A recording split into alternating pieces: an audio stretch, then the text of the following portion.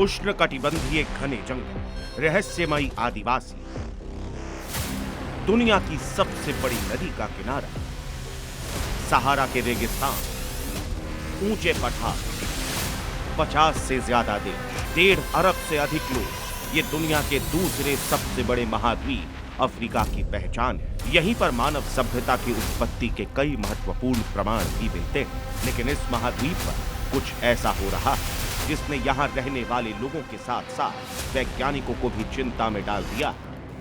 तो सवाल उठता है कि आखिर अफ्रीका महाद्वीप पर ऐसा क्या हो रहा है जिसकी वजह से सब हैरान परेशान। सब कुछ बताएंगे आपको, लेकिन उससे पहले जरा इस नक्शे पर नजर डालिए। इस नक्शे में आप अफ्रीका महाद्वीप के देश Zambia, Zimbabwe, Angola, Botswana, Lesotho, Namibia जैसे देशों को देख रहे होंगे।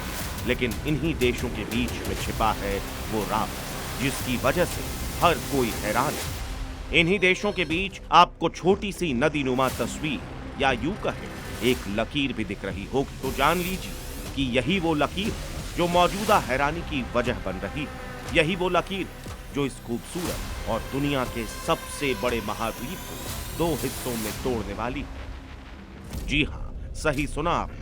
दुनिया का दूसरा सबसे बड़ा महाद्वीप अफ्रीका अब 2 हिस्सों में बंटने वाला है और इसकी शुरुआत हो चुकी है। ऐसा इसीलिए कहा जा रहा है क्योंकि रेड सी में मोजाम्बिक के बीच एक ऐसी दरार बनने लगी जिसकी वजह से महाद्वीप का सोमालिया प्लेट वाला पूर्वी हिस्सा बड़ी न्यूबन प्लेट से अलग हो रहा है। वैज्ञानिक शोध के नतीजे बताते हैं कि इस दरार के बढ़ने से आगे चलकर जमीन 2 बड़े हिस्सों में बंट जाएगी और इसके बीच एक नया महासागर बनेगा।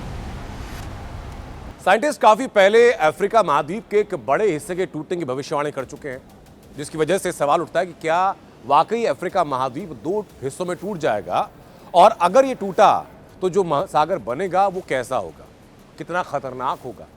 इन सब का जवाब छिपा है इसी धरती के अंदर, जहां पर हो रही है खतरनाक हलचल जो भविष्य के दुनिया के साथ साथ उसका नक्शा भी बदल देगी। अफ्रीका महाद्वीप में जो हो रहा है इसे समझने के लिए हमें धरती के डिजाइन को समझना होगा। दरअसल धरती का लिथोस्फीयर यानी क्रस्ट और मैंटल के ऊपर का हिस्सा कई टेक्टोनिक प्लेटों में बटा हुआ है। ये प्लेट्स अलग अलग स्पीड से आगे बढ़ते रहते हैं और लिथोस्फीयर के नीचे एस्थेनोस्फीयर होता है और ये प्लेट्स एस्थेनोस्फीयर के ऊपर सरकती रहती है या यूं कहें बहती रहती है। एस्थेनोस्फीयर के इसी बहाव और प्लेटों की बाउंड्री से पैदा हुए फोर्स इन्हें डायनामिक बनाते हैं और कभी कभी यही डायनामिक फोर्स इतना ज्यादा हो जाता है कि ये टेक्टोनिक प्लेट से टकराता है, इसे तोड़ देता है और जब ये होता है तो पड़ती है धरती में दरार, जैसी अफ्रीका महाद्वीप में पड़ रही। आसान शब्दों में समझे तो धरती बड़ी बड़ी टेक्टोनिक प्लेट्स पर टिकी और इसके नीचे तरल पदार्थ का लावा है। ये प्लेट्स लगातार तैरती रहती और कई बार आपस में टकरा जाती। टकराने से कई बार प्लेट्स के कोने मुड़ जाते हैं और ज्यादा दबाव पड़ने पर ये प्लेट्स टूटने लगती हैं, जिससे दरार बन जाती है। वैज्ञानिकों का कहना है कि दरार की प्रक्रिया फिलहाल धीमी है, लेकिन ये लगातार बढ़ती जा रही है। हालांकि इसे पूरी तरह से टूटने में लाखों साल लगेंगे, लेकिन इतना तो तय है कि ये टूटेंगे जरूर। स्टडी से पता चलता है कि हर साल इसमें कुछ मिलीमीटर की हलचल हो रही है और न्यूबन और सोमालियन प्लेटें उत्तर अरेबियन प्लेट से अलग हो रही हैं, जिसकी वजह से वाई आकार का रिफ्टिंग सिस्टम बन रहा है। ये प्लेटें इथियोपिया के उफार क्षेत्र में मिलती हैं, जिसे ट्रिपल जंक्शन कहा जाता है। ये धरती पर उन दुर्लभ जगहों में से एक है जहां 3 टेक्टोनिक रिफ्ट मिलते हैं। इनमें इथियोपियन, रेड सी और गल्फ ऑफ अदन रिफ्ट शामिल है। इसके साउथ में एक ईस्ट अफ्रीकन रिफ्ट सिस्टम है, जहां पर सोमालियन प्लेट और न्यूबियन प्लेट ईस्ट और वेस्ट में अलग हो रही हैं। बेसिकली सोमालियन प्लेट जो है वो ईस्ट की ओर मूव कर रही है और जो नए समुद्र बनने की बात है वो इसी प्रक्रिया का एक हिस्सा है। इसकी गति कुछ मिलीमीटर या 1 सेंटीमीटर इस के रेट पर होती है पर ईयर। साल था 2018 का, जब दुनिया का ध्यान अचानक से इस क्षेत्र की ओर गया।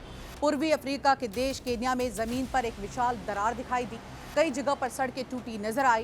कुछ इलाकों में जमीन कई मीटर तक पूरी तरह से फटी हुई थी।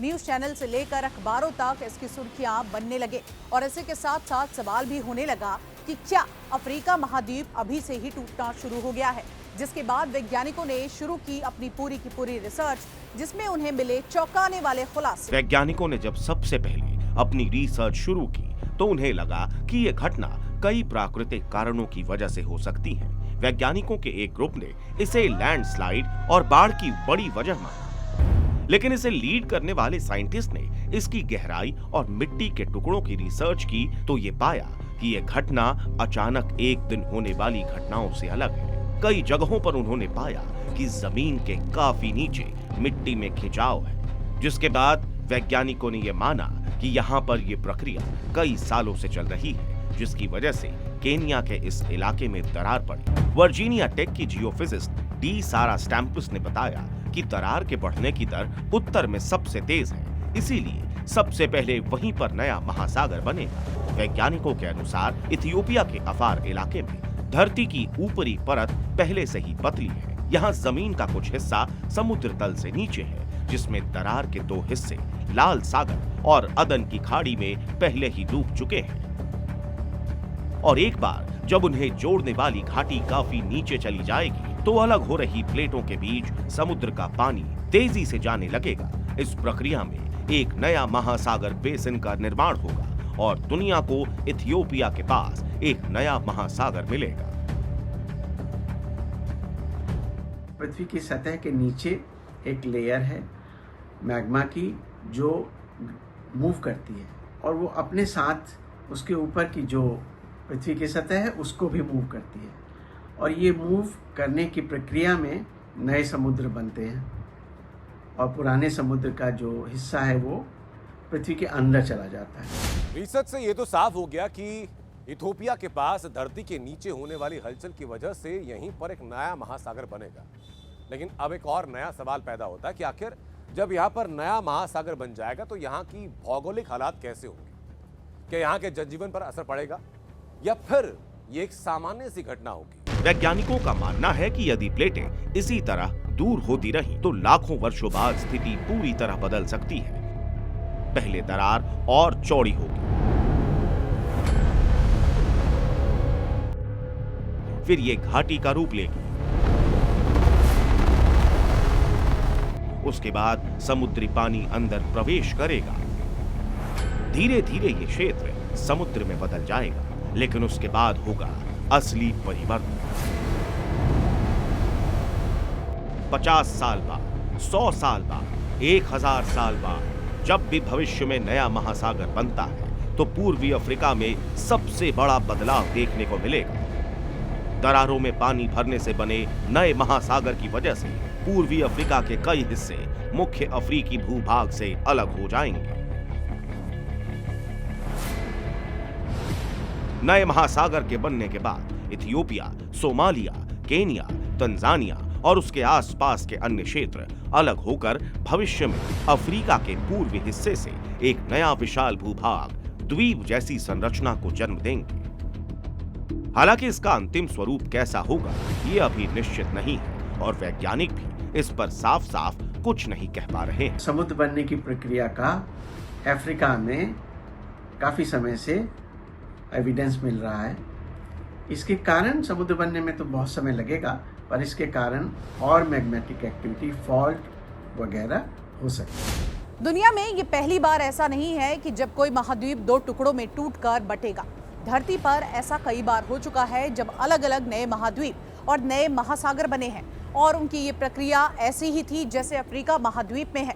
और ऐसी प्रक्रिया के बाद दुनिया का नक्शा जो है वो पूरी तरह से बदला है और आने वाले सैकड़ों हजार साल के बाद फिर से दुनिया का नक्शा बदल जाएगा। अगर आपको ये घटना असाधारण लग रही है तो आपको बता दें कि पृथ्वी के इतिहास में ऐसा पहले कई बार हो चुका है। करीब 20 करोड़ साल पहले पृथ्वी पर एक विशाल सुपर कॉन्टिनेंट मौजूद था जिसे पैंजिया कहा जाता है। समय के साथ साथ पैंजिया धीरे धीरे टूटा। इसके टूटने के बाद ही इसके टुकड़ों से आज के महाद्वीप बने और लाल सागर इसका सबसे बड़ा उदाहरण है। वैज्ञानिक मानते हैं कि लाल सागर भी कभी ऐसे ही एक दरार जैसा था। लाखों वर्षों में वो दरार चौड़ी होती गई, फिर समुद्री पानी उसमें भर गए, जिसके बाद एक समुद्र का निर्माण हुआ। आज पूर्वी अफ्रीका में जो कुछ हो रहा है उसे इसी प्रक्रिया का अगला चरण माना जाता है। और पूर्वी अफ्रीका में रहने वाले लोगों के लिए अभी तो खतरा नहीं, लेकिन भविष्य में यह बड़ा खतरा बन सकता है। वैज्ञानिक लगातार निगरानी कर रहे हैं, लेकिन यह सच है कि आज से करोड़ों साल बाद जहां अभी विशाल मैदान है, वहां समुद्र की लहरें होंगी। जहां सड़कें हैं, वहां जहाज चल रहे होंगे और अफ्रीका का नक्शा आज जैसा नहीं दिखेगा। एक नया महासागर पृथ्वी के भूगोल में शामिल हो चुका होगा। यह दृश्य भले ही दूर के भविष्य का हो, लेकिन इसकी शुरुआत आज ही हो चुकी है।